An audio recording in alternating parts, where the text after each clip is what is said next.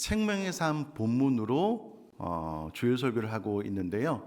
오늘 본문은 생명의 삶 주일 본문입니다. 물론 다음 달이 되면 고난 주간이 되어서 예수님의 십자가 사건에 대해서 더 깊이 묵상할 기회가 있겠지만, 그러나 오늘은 생명의 삶 본문에 의해서 예수님께서 십자가 외에서 단 7마디 가상칠언이라고 하는데요, 7마디 중에서 6번째로 말씀하신 다 이루었다라는 말씀의 의미를 다시금 마음속에 좀 새겨보는 시간 갖도록 하겠습니다.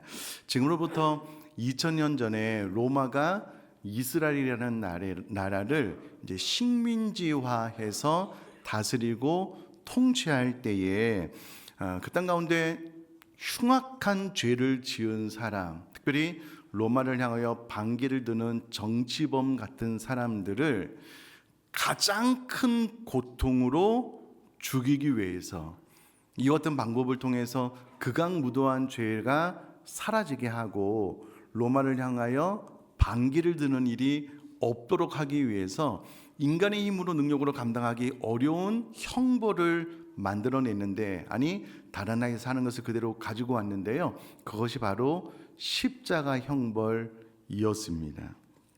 이 형벌이 얼마나 잔인하고 고통스러웠던지 지배국이었던 로마 시민에게는 단 한 명도 행하지 않았던 형벌법입니다. 특별히 이 십자가 형벌법이 얼마나 고통스러웠던지 이 십자가 형벌법 실행을 하면은요, 그때 당시에 극악무도한 죄의 숫자가 줄어들고 정치범들도 줄어들었다라고 합니다. 그러니 이 십자가 형벌이 얼마나 끔찍하고 잔혹스럽고 고통스러웠는지 우리가 당해보지는 않았지만 어느 정도는 짐작할 수 있는 대목입니다. 이때 당시에 십자가에 달려 죽기 전에, 예수님도 십자가 형벌을 받기 전에 두 가지 이미 이제 징벌을 받아야 되는데요, 그 하나가 십자가에 못 박히기 전에 채찍에 의해서 매를 맞는 것입니다. 이때 당시에 채찍은 우리가 생각하는 한 줄기 그런 채찍이 아니고요, 9가닥으로 된 채찍이었을 뿐만 아니라 그 9가닥 각각 끝에 날카로운 생선 가시나 쇠붙이를 붙여 놓았기 때문에 사실은 이 채찍을 때릴 때보다도 때릴 때 채찍 끝에 있는 날카로운 가시나 쇠붙이가 살점을 파고드는 거예요. 그래서 때릴 때보다 이 채찍을 뗄 때의 살점이 뚝뚝 떨어져 나가는 채찍질을 예수님께서 당하셨습니다.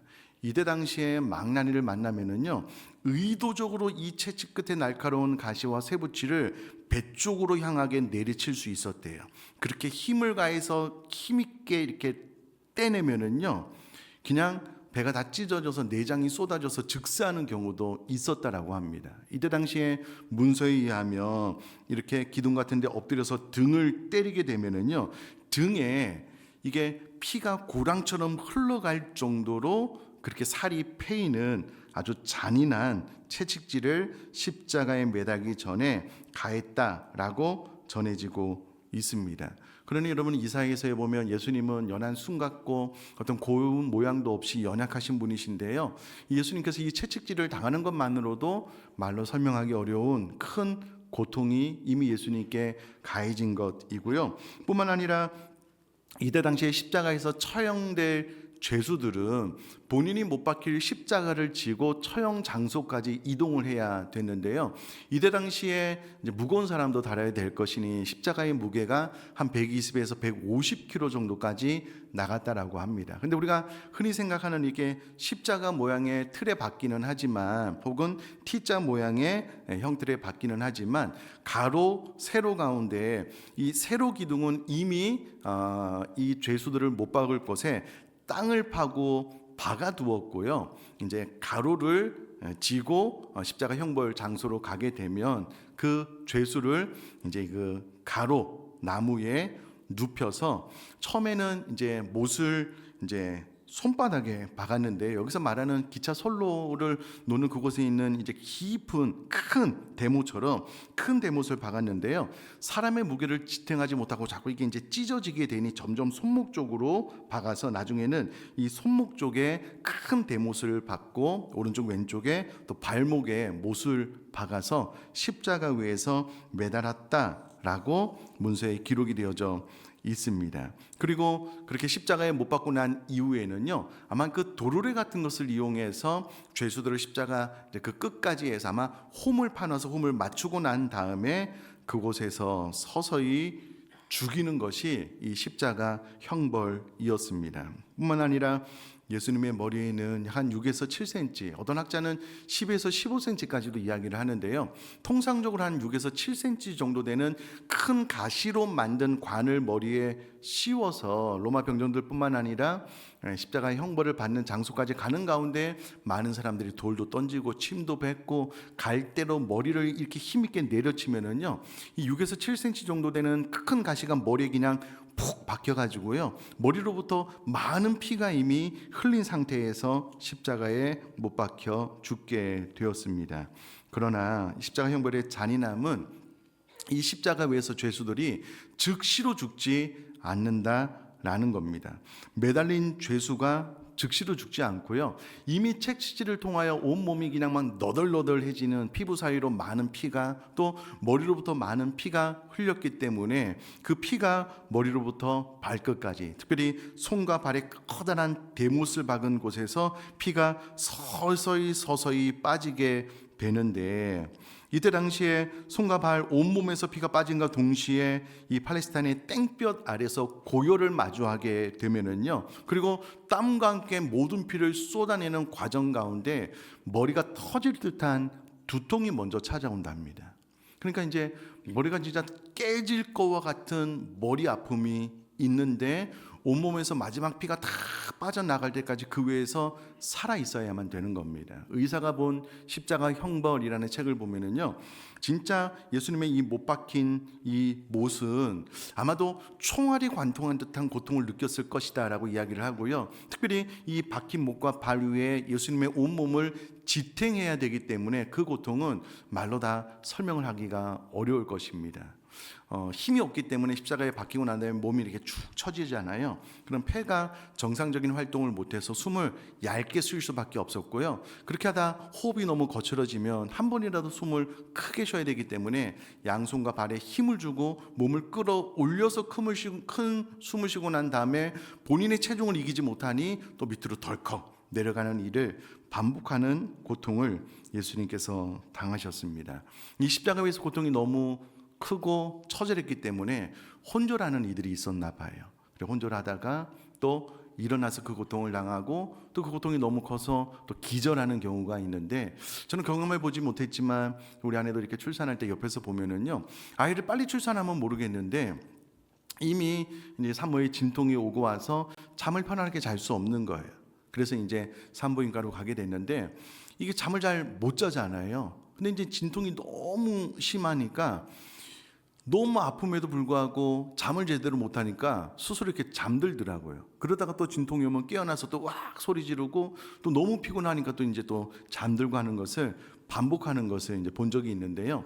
예수님의 고통은 이것과 비교할 수 없는 고통이었을 것입니다. 그러니 서서히 죽음을 맞이하는데 머리는 깨질 것 같지요. 온몸은 채찍질 당해서 막 피부가 너덜너덜해진 그런 상황 가운데 피는 쏟아지고, 이게 한낮의 뜨거운 태양의 열기 가운데 이 탈수 증상이 있으니 머리는 깨질 듯하고, 또 온몸에 이 모세 자신의 몸을 지탱해야 되니 이것은 사람의 말로 감히 어떻게 형용해 볼 수 없는 큰 고통 가운데 예수님께서 서서히 죽어가셨다는 것을 알 수가 있습니다. 여러분, 사람이 이와 같은 고통을 당하면은요, 말하기가 힘들잖아요. 어떤 말도 할 수가 없잖아요. 그런데 예수님께서 이와 같은 고통을 경험하시면서 단 7마디를 하셨으니 그 7마디는 다 의미가 있는 말씀이고 우리에게 꼭 필요한 말씀이다라는 것은 우리가 금방 쉽게 생각을 해보면 알 수 있는 대목입니다. 그런데 예수님께서 십자가 위에서 단 7마디 가상 7언 7마디 하셨는데요, 그 가운데 6번째 말씀하신 것이 오늘 설교의 제목인 다 이루었다 말입니다. 자, 그러면 예수님께서 그와 같은 극한의 고통 가운데 단 7마디를 하셨으니 얼마나 힘든 가운데 말을 하신 것입니까? 그만큼 이 한마디 한마디는 우리가 꼭 들어야 되는, 우리에게 꼭 필요한 말씀이기 때문에 예수님께서 말씀하셨다라는 것을 기억을 한다면, 이 6번째 말씀도 정말 나에게, 우리 모두에게 의미가 있는 필요한 말씀이겠구나라는 것은 쉽게 생각을 해볼 수 있는 대목입니다. 자, 그런데 우선에 예수님께서 그 십자가에서 처절히 죽어가는 가운데 다 이루었다라고 말씀을 하셨는데요. 이 이야기를 듣고 있는 예수님을 직접 죽이는 로마 병정들은 참 그 느낌이 어땠을까라고 생각을 해보면, 이런 표현이 맞을지 모르겠지만 참 가짜났을 것 같아요. 왜냐하면 지금 그렇게 십자가에서 무기력하게 죽어가는데 옆에서 네가 하나님의 아들이거든 십자가에서 내려보라고 외치는 그 말 가운데 아무런 응답도 못하고 무기력하게 처저히 죽어가는 한낱 한 청년, 그 목수의 아들이 십자가에서 그렇게 비참하게 죽어가는데 다 이루었다라고 말을 한 거예요. 이게 얼마나 가짜는 말입니까?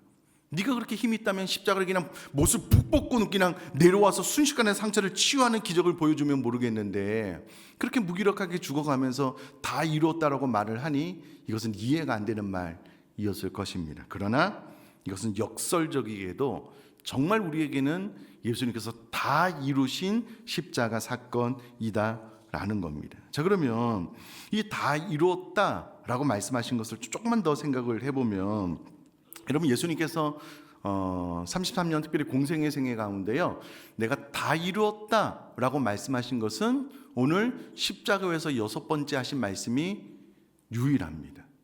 단 한 번도 전에는 내가 다 이루었다라는 말씀을 하지 않으셨습니다. 우리 모두가 잘 아는 것처럼 여러분, 오병이어의 기적, 남자만 5천 명이 약 한 2만 명 정도 되는 그 많은 인원을 오병이어 작은 걸로 다 먹이고 12강주리가 남았으니 이것은 얼마나 놀라운 기적입니까? 그 현장에 있었던 당사자들도 우리들은 먹는 문제를 해결해 주니 저 예수를 임금 삼아야 되겠다라고 느낄 정도로 엄청난 기적을 베푸셨을 때 예수님께서 다 이루었다라고 말씀하지 않으셨습니다. 38년 된 병자를 고칠 때도, 무엇보다도 죽은 지 4일이나 된 나사로를 살리고 난 이후에도 예수님은 다 이루었다라고 말씀하시지 않으셨습니다. 여러분, 그때가 절호의 타이밍 아니었겠습니까? 그러나 그때도 예수님께서는 그렇게 말씀하지 않으셨어요. 유일하게 단 한 번 십자가 위에서 운명하시기 전에 다 이루었다라고 말씀을 하셨다라는 겁니다. 자, 그러면 이 다 이루었다라는 것이 어떤 의미냐면, 여러분, 하나님은 우리를 너무나도 사랑하시는 사랑의 하나님이셔요. 그러나 죄를 용납할 수 없는 공의의 하나님이시기도 합니다. 그래서 우리를 너무나도 사랑하시지만 우리들의 죄를 그냥 넘어갈 수 없는 하나님이십니다. 여러분, 이것은 이렇게 생각해 보면 너무 쉽게 이해가 돼요. 여러분, 이 앞에 예를 들어서 제가 판사라고 한번 해볼게요. 오랜 재판을 통해서 죄를 지은 사람들이 오면 양측 변호사, 검사에게 변론을 듣고 나서 죄가 있다 없다 판결을 내렸어요. 정확하게 판례에 의해서 법 절차를 잘 따라서. 어느 날 이 재판관 앞에, 이 판사 앞에 본인의 아들이 죄를 짓고 온 거예요. 그러면 이 판사가, 본인이 판사라고 해도 네가 내 아들이기 때문에 모든 죄를 내가 없애해 주겠다라고 선포를 해줄 수가 있습니까? 없습니까? 없지요. 그렇게 하면 안 되는 것이죠. 마찬가지입니다. 하나님은 우리를 너무나도 사랑하시지만 우리가 죄 있는 것은 그대로 두고 볼 수 없어서 죄에 대해서 판결을 내리고 그 판결이 내려지면 우리는 영원한 지옥 형벌을 받아 마땅한 거예요. 그런데 예수님께서 십자가 위에서 우리 죄를 대신하여 죽으심으로 우리를 향한 사랑과 또 우리 죄를 제대로 갚으셔야 되는 그 하나님의 공의가 십자가 위에서 만나게 되므로, 예수님께서 십자가를 대신 지심으로 우리 죄가 용서함을 받게 되므로 이제 예수님은 예수님의 죽음을 통해서 다 이루었다라고 말씀을 하심으로써 우리들의 죄의 문제를 해결해 주셨고, 여러분 예수님이 죽고 난 다음에 가장 먼저 또 여러 가지 기적이 일어났는데요, 그 중에 하나가 휘장이 위로부터 아래로 찢어진 것입니다.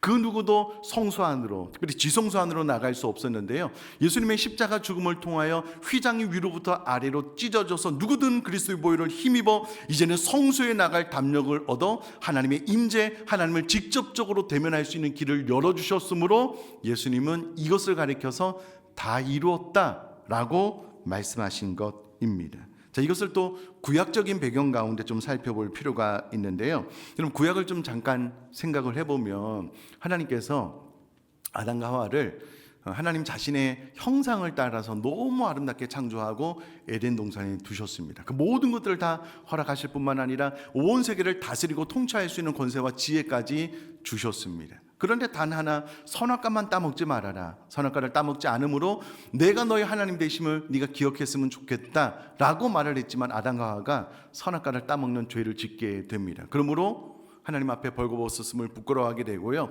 전에는 동산을 거닐 때 하나님께서 찾아오셨을 때는 하나님 인사를 하고 하나님과 친히 교제를 했는데요, 이제는 무서워서 숨게 되는 사건이 발생하게 되었지요. 이를 로마서 5장 12절은 이렇게 이야기를 하고 있습니다. 그러므로 한 사람으로 말미암아 죄가 세상에 들어오고 죄로 말미암아 사망이 들어왔나니 이와 같이 모든 사람의 죄를 지었으므로 사망이 모든 사람에게 이르렀느니라. 여러분 아담과 하와의 범죄로 말미암아 당장 아담과 하와가 죽지는 않았지만 오랜 시간이 지나서 육적으로 죽었고요, 그의 영혼은 죽게 되므로 하나님 앞으로 나갈 수 없는 두려움을 갖게 된 영적인 사망을 하나님의 말씀대로 그들이 경험하게 됩니다. 그래서 하나님과의 교제가 상실되어지고요, 이제는 하나님을 알 수 있는 지식도, 또 본인의 의지대로 하나님의 말씀을 행동으로 옮길 수 있는 그 모든 것도 상실되게 되었습니다. 자, 그러면 이 사건 때문에 하나님께서 그들을 죄악대로 그대로 두셨는가? 그렇지 않습니다. 다시금 하나님 편에서 아담과 하와 또 이후로 태어나는 모든 후손들이 하나님 앞으로 올 수 있도록 하나님께서 제사 제도를 만드신 거예요. 그래서 제사를 통하여 일시적이지만 너희들의 죄가 용서함 받게 되는 은혜를 하나님께서 허락을 해 주셨다라는 겁니다. 근데 여러분 제사법에서 잘 아시겠지만 잠깐만 설명을 드리면은요, 속죄제도 그렇고 제사의 제물이 다 다른데요, 예를 들어서 우리가 죄를 지으면 죄 용서함을 받기 위해서요, 여러 가지 제사법 가운데 한 제사법은 내가 집에서 키우는 동물을 제사장 레인 앞으로 가지고 와요. 그리고 그 앞에서 내가 가지고 온 짐승 위에 손을 얹어서 기도를 합니다. 이 기도를 통해서 내 죄를 정가시키는 거예요. 그래서 내가 죽어 마땅하지만 내가 가지고 온 죄에 내가 직접 머리에 손을 얹어서 내 죄를 정가시키고 내가 직접 이 제물을 죽여서 하나님 앞에 바침으로써 일시적으로 내 죄가 용서함 받는 길을 하나님께서 제사를 통해서 열어 주셨다라는 겁니다. 여러분 오늘날 예배는 여러분 얼마나 여러분 앉은 의자가 좋습니까? 깔끔하고 예배가 좀 단정스럽잖아요. 근데 구약시대의 제사는 절대 그렇지 않았습니다.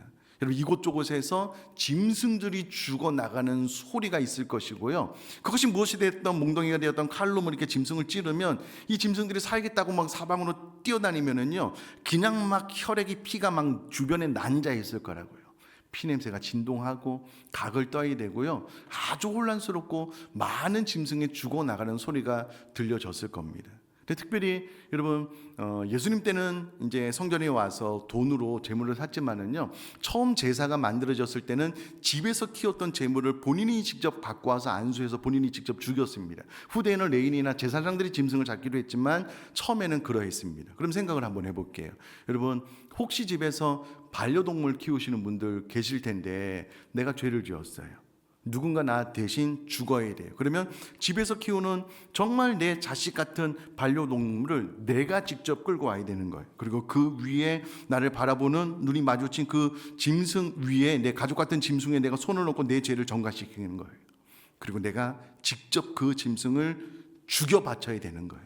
이 과정을 통해서 이 죄가 이렇게 무서운 거구나, 나를 위해서 또 다른 짐승이 이렇게 희생되는 거구나 라는 것을 뼈저리게 마음에 각인함과 동시에 이것은 단회적이고 일시적이었기 때문에요, 영원한 제물이 필요하다라고 생각을 하면서 그 시선은 예수님께로 향하게 됐을 것입니다. 그리고 때가 참에 예수님께서 이 땅에 오셨다라는 거예요.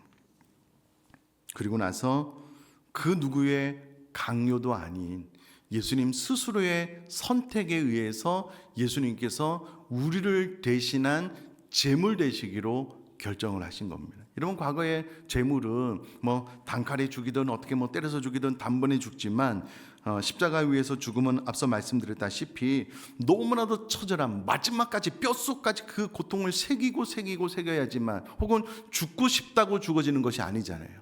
마지막 피 한 방울까지 쏟아야만 죽을 수 있는 모든 고통을 예수님께서 친히 감당하심으로 십자가 위에 죽어 주셨다라는 겁니다. 그러면 이 모든 과정을 통해서 우리는 나의 죄가 이렇게 무서운 거구나, 나의 죄를 해결해 주시기 위해서 예수님께서 십자가 위에서 그렇게 처절하게 죽어 나가셔야만 되는 거구나라는 것을 깨달을 필요가 있고요. 또 하나는 내가 뭐라고,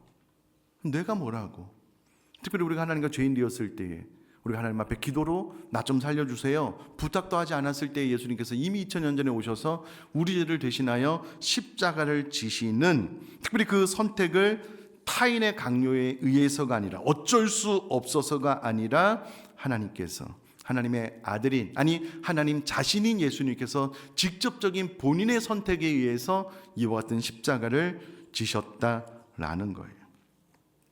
그리고 예수님은 운명하시기 전에 과거의 모든 제물의 피로 말미암아 죄가 용서함 받았던 것처럼, 이제는 예수님께서 친히 제물되어 단번에 죽으심으로 이후로 두 번 다시 제사를 드릴 필요가 없는 완벽한 제물 되시고, 예수님의 단 한 번의 십자가 사건을 통하여 우리들의 모든 죄가 용서함 받을 수 있기 때문에 예수님께서는 비로소 단 한 번 십자가 위에서 다 이루었다라고 말씀을 하시고, 아버지, 내 영혼을 아버지 손에 부탁합니다 라는 짧은 기도를 하시고 운명하셨다라는 겁니다.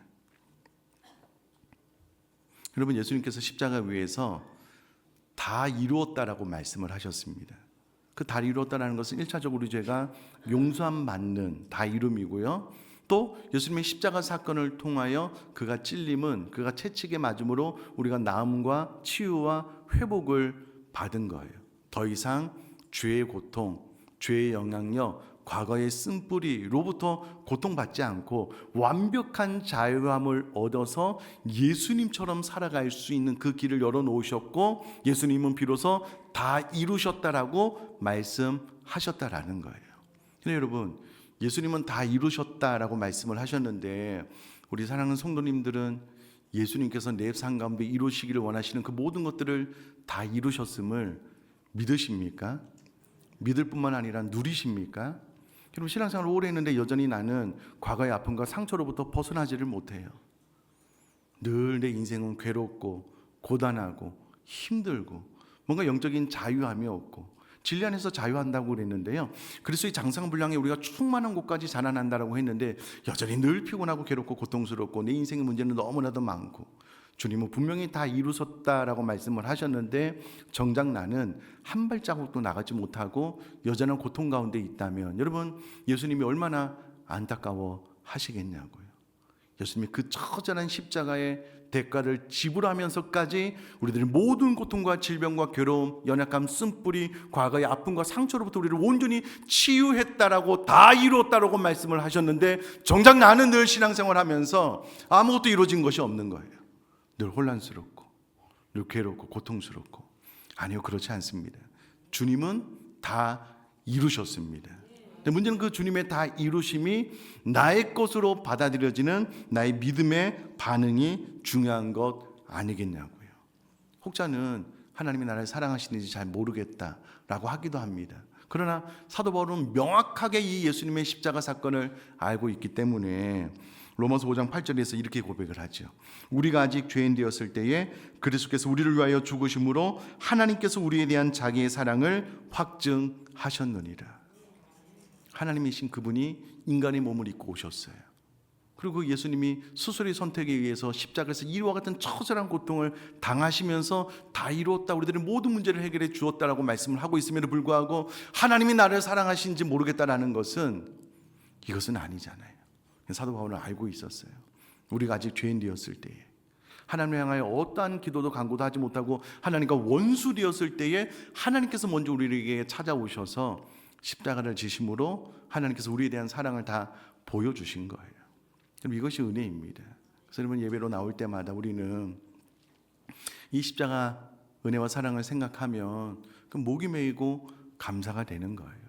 뿐만 아니라 예수님의 십자가의 죽음이 헛되이 되지 않기 위해서 주님께서 이루어 놓으신 것을 내가 믿음으로 받아서 나 또한 주님께서 그 십자가에서 이 엄청난 고통을 다 당하면서 나에게 이루어 주시기를 원하셨던 이 다 이루었다라는 말씀이 내 삶 가운데 100% 일어나기 위해서 믿음으로 반응해야 되는 신앙생활을 해야 되지 않겠냐고요. 그러니 이제 과거의 아픔과 상처로부터 내가 자유케 되고 죄의 영향력으로부터 또 좀 벗어나게 되고 그리스도의 장성분량까지 자라나서 이제는 내가 나 자신을 케어할 뿐만 아니라 세상을 향하고 선교하고 열방을 향하여 나아갈 수 있는 곳까지 나아가게 되는 것이 주님께서 우리를 향한 다 이뤘다라는 말씀의 끝자락 아니겠냐고요. 그러니 여러분, 오늘 이 말씀을 통해서 이 하나님의 사랑과 공의를 예수님께서 십자가에서 완벽하게 이루셨음을 믿음으로 받아들이고 또 하나님의 은혜에 감사하고 십자가 사랑을 의심하지 않을 뿐만 아니라 주님께서 다 이루셨다라고 하신 그 말씀이 내 삶 가운데 이제는 온전히 이루어지는 그런 삶을 살아나갈 수 있게 되기를 주님의 이름으로 축복합니다.